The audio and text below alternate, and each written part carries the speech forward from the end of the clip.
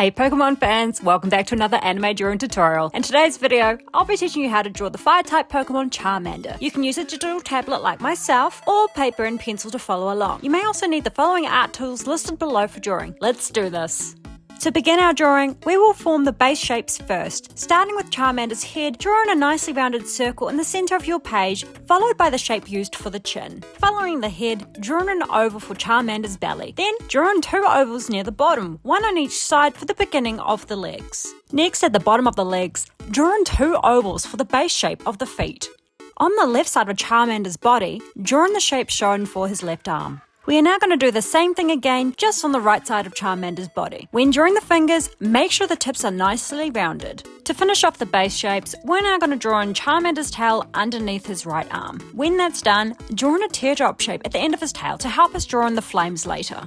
Heading back to Charmander's head, we are now going to draw in a horizontal guideline going across a circle about 2/3 of the way down. Then, we're going to draw in the eyes, ensuring that there is a decent amount of space between them. Feel free to pause to ensure that you get the details in the eyes on point. When the eyes are completed, draw in the eyebrows, then below the circle, draw in the beginning top line of Charmander's mouth. Draw in the two teeth at the top, then draw in another curved line below to complete the shape of the mouth. Inside Charmander's mouth, draw in a curved line to create the tongue. Then, draw in two lower teeth located at the bottom of the mouth. Rub out the unwanted guidelines, then place two small dashed lines above the mouth for Charmander's nostrils. On the torso, draw in an oval for Charmander's belly, then rub out the guidelines we no longer need. On each foot, draw in a curved line to help us draw in the claws. Then, draw in the claws, ensuring that our lines are nicely curved.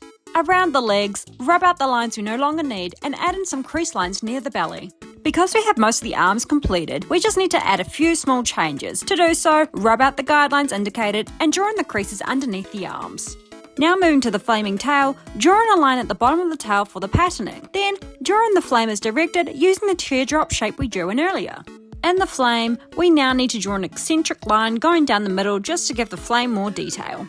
Before we move on to outlining, quickly rub out some of the curved line around Charmander's chin as I forgot to do so. Then, to finish off the drawing, outline Charmander, ensuring that you take your time with this. You can also use different pen thicknesses to give more depth to your drawing. As always, this part is optional, but we are now going to colour in our drawing. This is a good opportunity to practice your colouring in skills and use different tones and shades to bring your character to life.